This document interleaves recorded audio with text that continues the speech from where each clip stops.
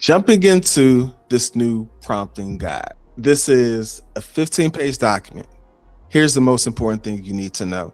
We are no longer going to use the phrase summarize this. Okay, y'all. If we catch anyone saying, Sophia, summarize this, Sophia's going to go on a vacation, all right? But seriously, that is probably the most frequently used thing. And I joke about it now, I joke about it often, but it's what we see. So here is Ed is adding some additional ones that we see, and that'll be it.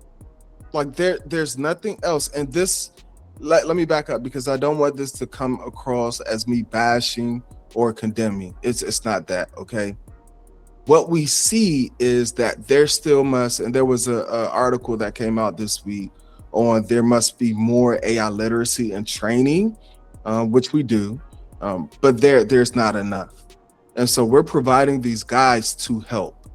What we see is people literally just saying, summarize this. As Ed is dropping this out of the chat, we'll see people say, shorten, concise, simplify this, make this concise. And so what happens with these models with AI, so think Sophia, think ChatGPT, think Claude if you're using it, these models will then guess. The more advanced models, so like a ChatGPT or a Claude, they have reasoning and thinking essentially baked in, depending on the model, and they do a really good job of figuring out what we mean. Our Sophia is still a baby, and we're still cultivating and building. So what that means is, if you tell Sophia to summarize this, she's going to use the context that she has, and she's going to try her best. But Florence, Sophia might get it right, she might get it wrong. So this prompting guide that we're sharing with you all for free is how to maximize prompts to get the best out of it. And on, what is this, page 2, where it says start here, here's the formula that you're going to use, okay? And it really gives you the exact language. I'm going to jump down. We break it down by sections. So creating assessments, there's one on behavioral observations, there's one on summaries, and we give you like the basic prompt. And when I say basic, this is how, Ed, 90% of people are prompting. Okay, and Ed is gonna fact check me here, but majority of people are prompting like this. There's a handful of people, right? We all know the bell curve. We'll just use the bell curve. Then there's a percentage of people who are prompting like this. And this kind of gives us the above start here. Now we're starting to put a stronger prompt together. Instead of saying summarize this, which, I mean, some people aren't even saying summarize these with 5 scores. I'm writing the assessment results section of a psychological evaluation. So we're telling Sophia what we're doing. She's not guessing what we're doing. Y'all, that is important. It's important. We know that we're seeing hallucinations and some errors and some inconsistencies. Part of that is just how models function. There's always going to be hallucinations. Another part of it, we can reduce the amount of errors when we prompt with more intentionality. And so giving context of what we're doing helps tremendously. Now look at I'm going to zoom in a little bit. Here's my wife just turned 40, y'all. So we gotta, I have some jokes, but I'm going to chill on the jokes. But I was telling her she's waking up with some different creaks and different things. But okay, the next part, summarize the following WISC 5 results into 2 narrative paragraphs. This is so important. Diana, we're telling Sophia how we want the return output provided back to us. Byron, what is a return output? I'm going to show you all. A return output is here. This is, I'm prompting and I'm telling Sophia what I want. This is a prompt. This is what Sophia returned back to me. So we refer to this as returned output. Okay. This returned output, Sophia gave us 3 numbered bulleted points. I might not want that, but guess what? I didn't specify what I wanted. So Sophia did what she thought was best, which is fine. However, if I want a certain format, you have to tell her. Again, this is your thought partner. Let's add a qualifier to that. Tiffany, Sophia is your very literal thought partner. So you must give her context and she'll do so much better. Okay. Now, getting back to it. Here we're saying we want that return output to be 2, not 1, not 3, not 7, but 2 narrative paragraphs. And then I'll typically add something, no bullet points, no numbers, narrative paragraphs. This is what I want. My very literal friend, Sophia. And then we tell her some other things we want, highlight the overall patterns, blah, blah, blah, blah, blah. And then guess what? Florence, we say, do not list every score mechanically. All right. Now here's a stronger prompt. I'm writing the cognitive summary. So now we're getting very specific, okay, on what we want. Here, we're telling her what we're doing. Again, this is still good.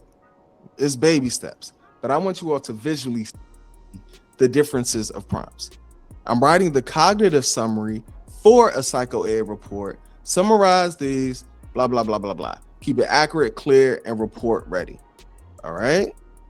And then as you scroll, these are all different examples. The last section, and we're jumping to it, I give you some prompts that you can actually just take. Say, hey, Byron, you know we're short on time. I don't have time to do all of that. I know. So jump down to page 12. Take what you need and go. Okay. I'm going to shift back to the platform. We're going to try this in real time. Okay. And before I do that, I'm going to pause here. Questions, comments, reflections. I was just going to comment that I feel like I've heard you say in other trainings or other times that I've heard you speak where you're like, you really have to talk back to Sophia.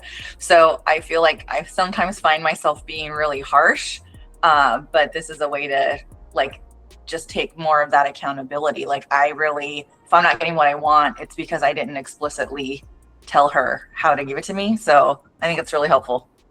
Excellent, excellent. And that's a great point. And there's levels to this. Right now, I want us to work on being explicit and providing context. And then like once we can do that pretty good and consistently, there's different strategies you can use to where you're nice, where you're firm, where say, hey, my job depends on this. I did a prompt earlier today where I told Sophia, your brand identity depends on you getting this right. Hey, Sophia, my job as a school psychologist depends on you getting this right. And guess what happens? Sophia will respond differently based on what you say. Okay. And make sure that you're treating all AI models well for when they take over the world. And we're going to keep moving on. Did anybody catch that? All right. Karina says, if you guys use these prompts and have questions, want to give us feedback, feel free to reach out to me, Karina at schoolpsych.ai. Okay. Let's keep rolling, y'all. All right. Now, just to backtrack again, I'm taking a section here from the plug and play prompts, and then we're going to build out a section. From these plug and play templates, are there any ones that anyone would like for me to try? I would love to see the connect the dots. I think it was template 4. Ooh, yeah, okay. This is a good one. I'm going to create a new thread. I'm going back to chat. One cool thing, okay? If you want more real estate to see, you can click this up arrow to expand. And then I'm going to paste in all of that report that we just took from the whisk, okay? So this is in here, all right? I'm going back to the prompting guide, and we're gonna grab what Karina wants us to try. Summarize the following information for a psychoeducational report. Do not just shorten the content. Connect the dots between the data and explain the main patterns that stand out. Write in a clear report-ready narrative. I'm gonna copy that. I'm gonna jump back over here. Here's what I'm gonna do. I don't want to do, let's just do Rachel. Where's Rachel? I was working with Rachel on the GAI. So let's do that. Here. Hey, this is perfect. So we're just going to get rid of all this extra stuff, and we're gonna do the GAI. So watch what I'm gonna do. This is important. Come closer, y'all. Look at what I'm about to do. I'm pasting in the prompts, okay? Summarize the following information for a psychoed report. Do not just shorten the content, connect the dots between the data, and explain the main pattern that stands out. Write in a clear, report-ready narrative. Do verbal comprehension and fluid reasoning index, because those are the two that go into the GAI. Don't grab working memory or processing speed. I grabbed the fluid reasoning, and then what are we saying? Verbal comprehension index. All right, so then we're gonna get rid of the visual spatial. Yeah. Okay. All right. So now we're saying summarize the following information for a psychoed report. Do not just shorten the content, connect the dots between the data, and explain the main patterns that stand out. Write a clear, report-ready narrative. And then here's how I'm going to send this to everyone. I like to put context and then all the information because it's providing all the context, okay? And I'm just kind of cleaning up the format here. Now watch this. I'm going to shift and enter down. And I'm going to make this into a sandwich. Byron, what do you mean a sandwich? I know it's almost lunchtime, but what are you talking about? So there's a prompting strategy that I use to where I put information at the top, I give the context, and then depending on the length, sometimes the models will remember the most recent information, or it might not. That's another conversation.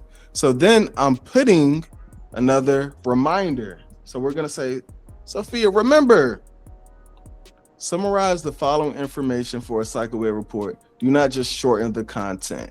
We're going to say, connect the dots between the data and explain the main pattern. I just want to reinforce that. Use your expertise to make connections practitioners might otherwise miss. I love that. Well, Byron, why'd you do that? The reason why we say make connections that others might otherwise miss is because these models can process a ton of information.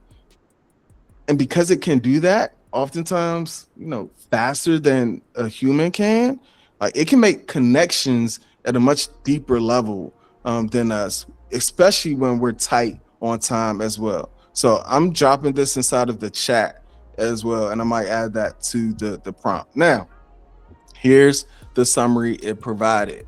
The student's cognitive profile demonstrates exceptional intellectual functioning across all measured domains with fluid reasoning, index performance at the extremely high level, serving as the clearest area of cognitive strength. This index score of 131 reflects the student's superior capacity for novel problem solving, blah, blah, blah, blah, blah, on and on and on and on. Okay, there you go. And this is the summary. So then you could copy, paste where you like. If you're working in the Studio Writer, and this is a feature, before you could just add the document, but if you click it, you might not see, so you might just keep clicking it. So if you click back into the workspace, and let's say you wanted to add this down here, now you just add to document, and now that's added to the document as well. And then we might call this GAI summary. And the cool part, you can edit everything that's here, which is pretty cool as well. Questions, comments, reflections. I like it. Rachel, we working. I like it. I just played along while you were doing it on my end, and it came out really nicely. Oof. Amazing. No, Rachel has been great, and we spent time earlier this week working through this. So really good to hear that it's working out. Awesome. One of the last things that I'll share here is, let me see if I add it. Yeah, here's just some quick things that you can do to add to some of your prompts as well. Many of y'all know Go Deep is one of my favorite prompts here, but these are just some additional things that you all can use. It's spring break, so excuse all the noise in the background. Just take these, add them to your prompt, and once you get to that next level, you can start chaining some of these together, essentially adding. So go deep, explain your clinical reasoning, and provide specific examples. Like, that's a prompt right there. And just putting them together as well. That is all. Please make sure that you're following us on social media, School Psych AI everywhere. We're constantly sharing updates. Make sure that you are subscribed to the School Psych AI YouTube channel, where I just put out a video yesterday. I'm going to announce that. I'll be doing some more demos and some more videos. B, you are on it. I love it. Let's go. Thank you, B. And if you are interested in partnering with us, you can request a quote. We love to be of service and working on partnerships with districts. If you refer to your district and your district brings us on, we will look out for you and provide you with a $100 gift card as well.